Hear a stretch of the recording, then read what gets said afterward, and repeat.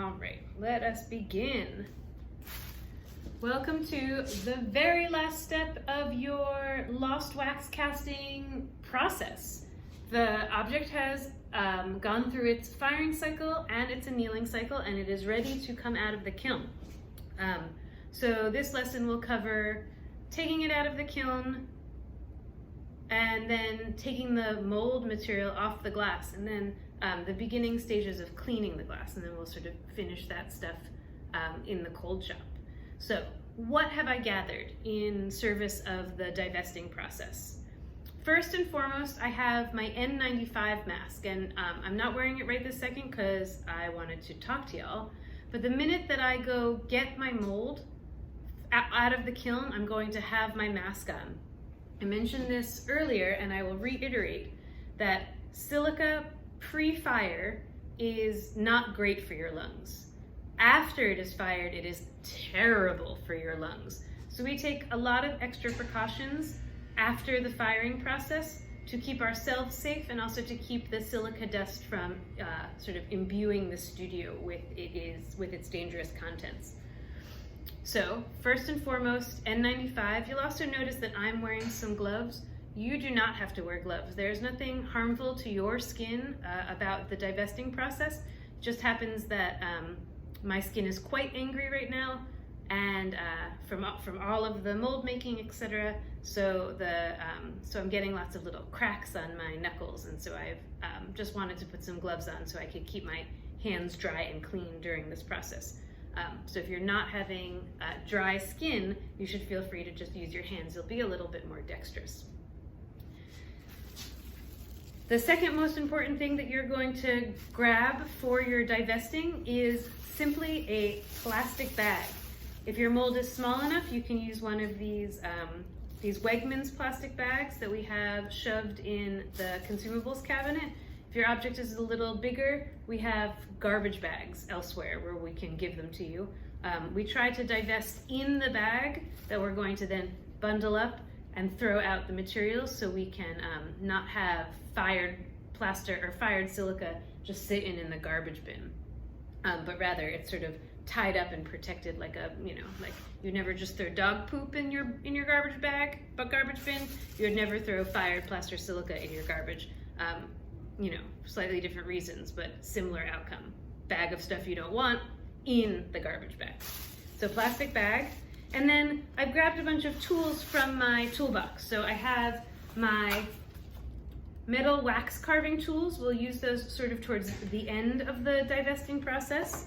And then I have my wooden shaping tool as well as my wooden scraper, my plastic scraper.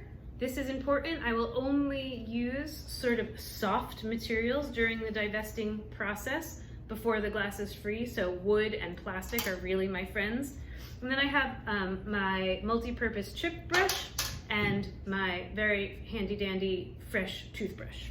And those are all going to come in handy at different phases of the divestment process. So now I'm going to go get the mold out of the kiln, and I'll come back. I'm going to take my bag with me so I can take the mold out of the kiln and put it directly in the bag, so it is just not floating around in the studio very much. I'll be right back.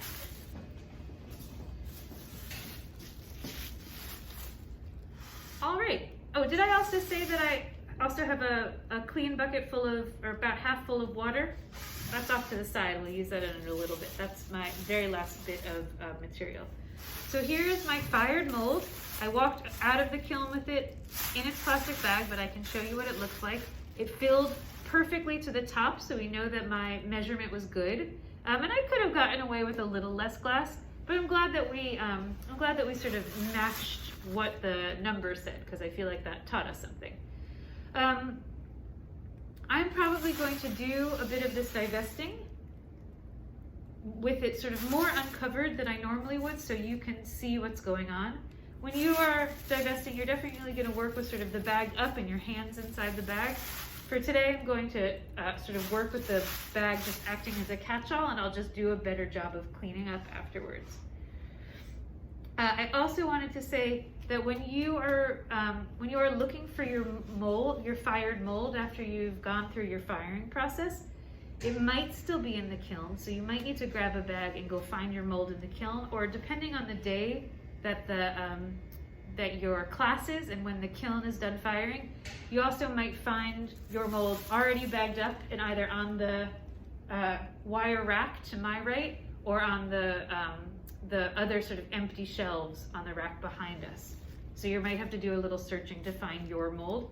To that end, you might want to carve your name with a toothpick into the lip of your mold so you could easily find it, or just sort of memorize the shape.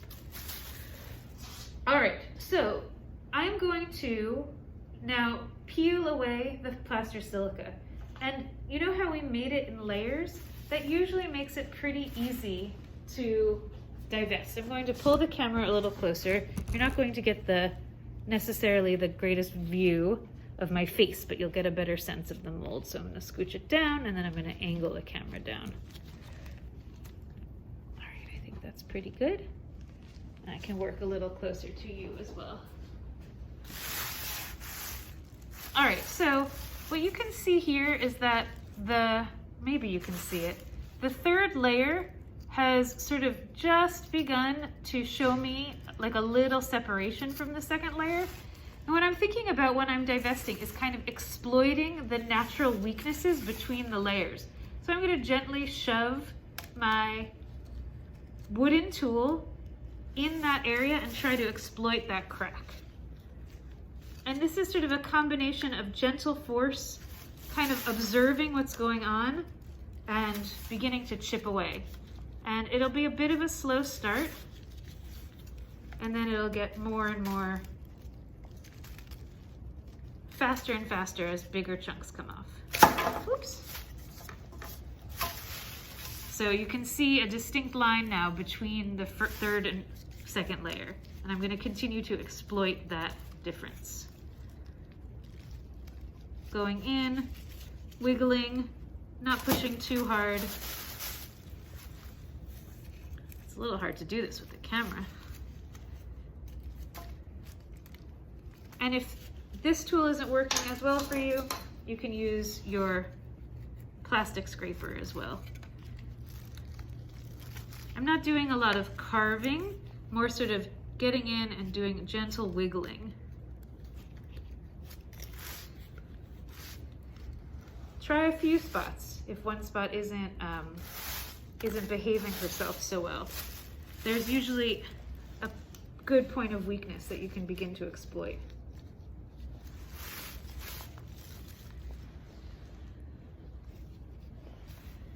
I think my original spot was still the best.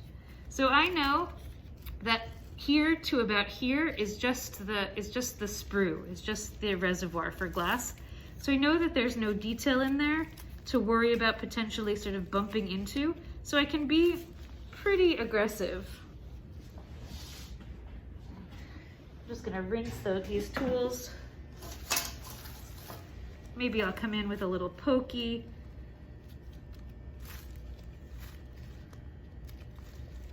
We made this mold very well, and it is very, very strong, which is great. But it'll just take a little while to keep wiggling out. There we go.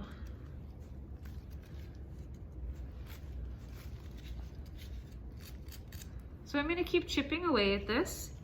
Madeline, if you want to pause the video, we'll come back when most of the third layer is removed, and we'll start showing them how to do the second layer.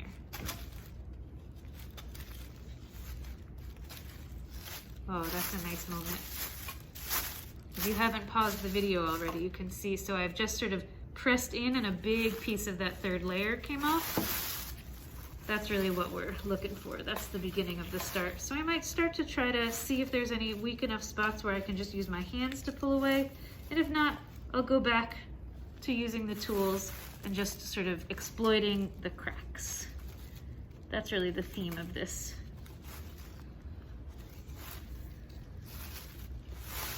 I see a good one right here, so I bet if I pull away or sort of wedge in here, I can get a good chunk out.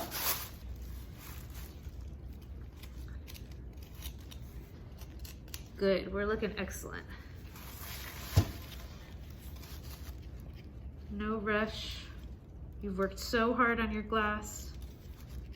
Don't be too aggressive in this step. Just really take your time removing the mold material.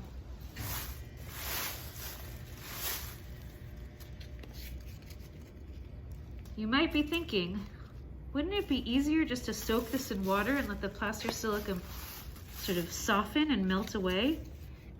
Yes, it would be easier, but we don't want to submerge our plaster silica in water until lots of the object is revealed. Because the object is totally consumed by the plaster silica, if the plaster silica gets wet, it's going to expand both out and in. So it will exert pressure on the glass. That's a good way to break your glass.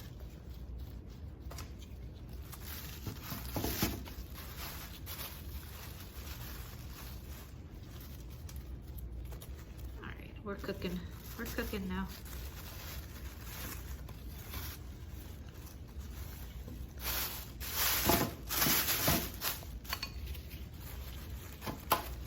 All right, third layer has completely removed.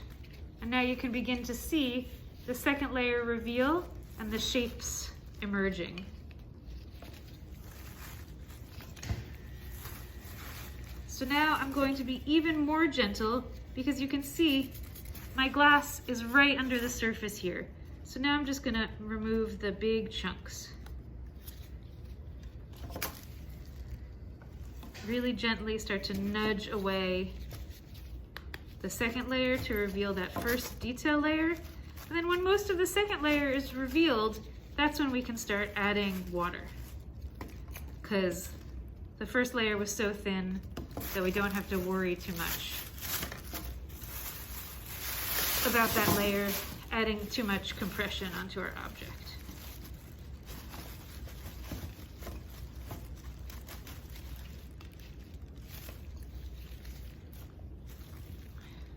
Looking pretty good.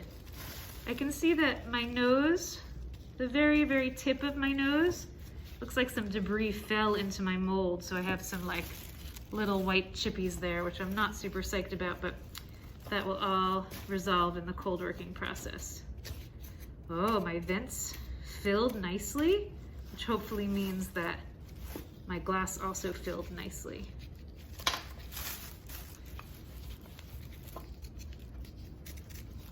Great.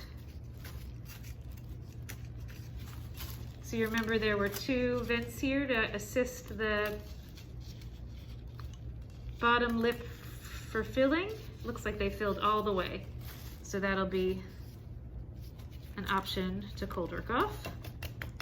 Gently tap, tap, tapping these last little bits.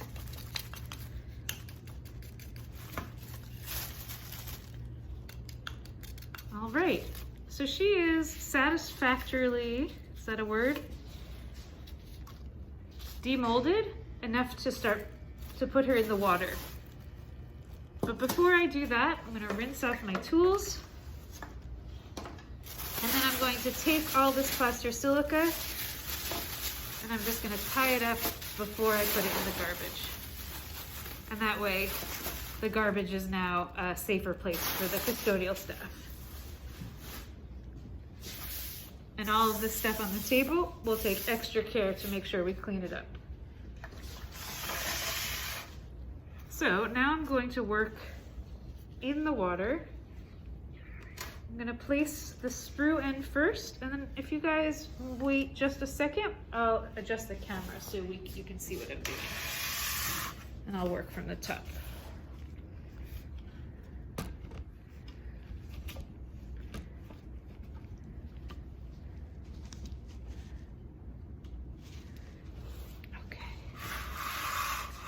All right, so I think, here, let's move it a little closer to me. There we go. I think that's about as good as we're gonna get. So I appreciate you. So now you can see that the plaster silica is all softened here and it should just really smooth right off Be aware that there might be some sharp bits on your sprue where it sort of dragged down the mold, so don't hurt yourself. And then I'm just going to continue on with my wood tools and gently scrape and reveal all that nice detail. If you have very fragile parts like fingers or parts that are sort of sticking off, be gentle here. There's no need to push hard. Patience is really your virtue. It's so annoying, but patience is really gonna be a good rule of thumb here, because because again, you've worked so hard on this. You don't want to break it in post-production.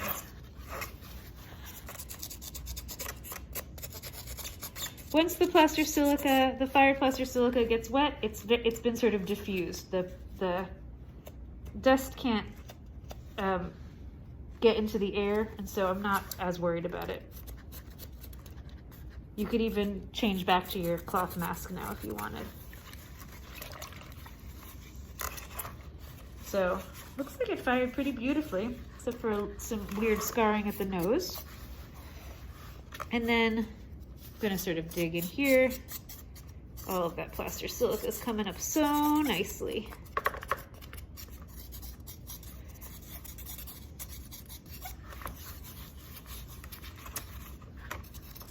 Caught really beautiful detail on the bottom of the cup. Show you.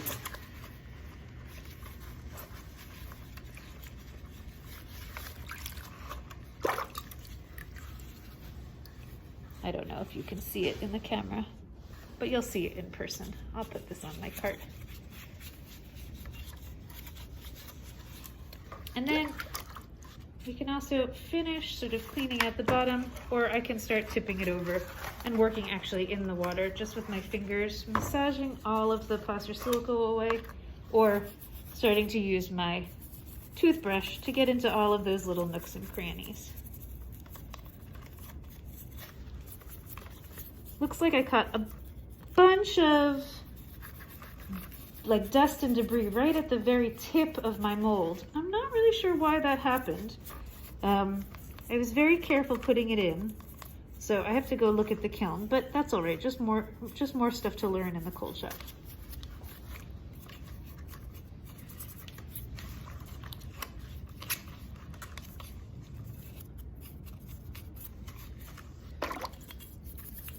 And what's also interesting is that I caught two big bubbles here, here, and here. So I think it's either from making the mold or, yeah, I guess I caught two bubbles in the mold. So that's also going to be a cold working adventure. Too bad.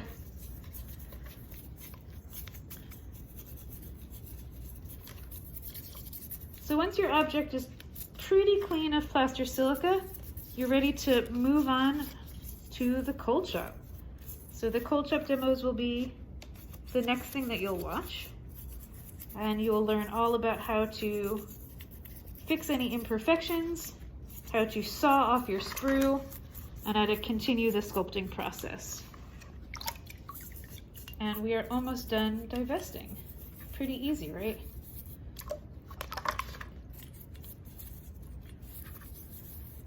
I just want to make sure that I can remove as much of the plaster silica as I can.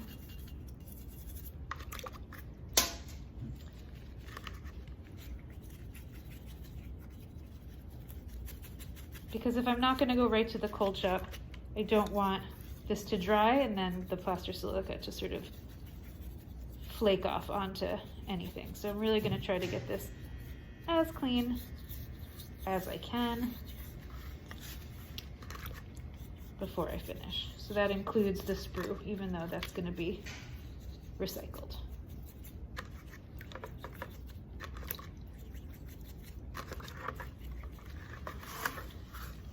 But you get the point.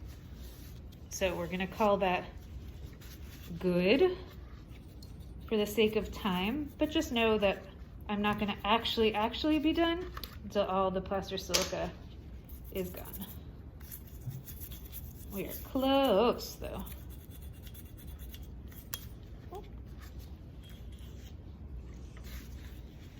My little vent broke off, which is fine. They're meant to break off. That's why we put those little pimples there. And now I can actually clean up a little better. Fragile spot.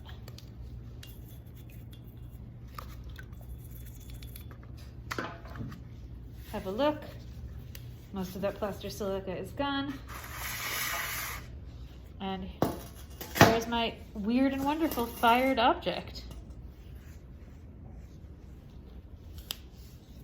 Next stop for this bad boy will be the cold shop. So I'm going to put this aside.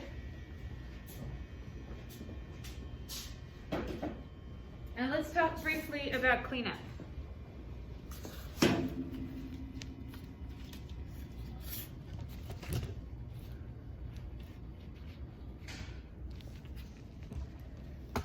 Okay, so I've made a pretty big mess around here.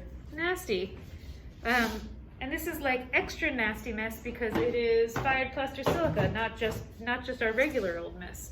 So anything that I used that was disposable, like toothpicks, throw those out, even if they are still usable, because there's just no reason. Then the next thing I'm going to do is that I'm going to take all of my tools. Actually, you know what the real next thing I'm going to do is just dump my bucket with all of this gross plaster silica in it into my slop bucket. Clean that puppy off real well. And then I'm going to take all of my tools that I used over to the sink, and I'm going to rinse those off with clean water until there's no more plaster silica in there. You don't have to watch me do that because you know what that looks like. And then I'll put them back in my toolbox. I want to make sure that if I got any dust on the table, that I clean it up really well. So I'm going to take any big chunks or debris and pop them in the water bucket. So any of that dust is diffused by being wet. And then I'm going to take a sponge, wipe this off once, clean my sponge well, and then wipe it off again.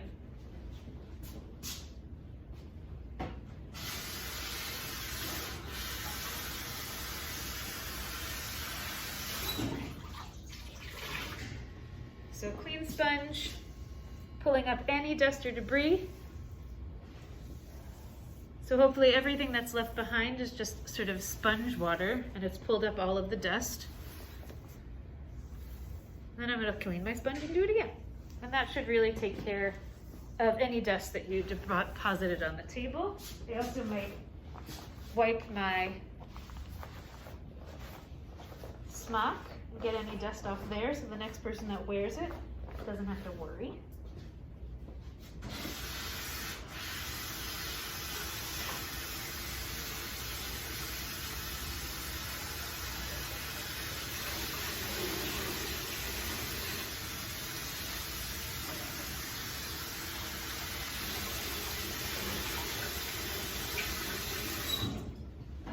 Rinsed out my sponge very well.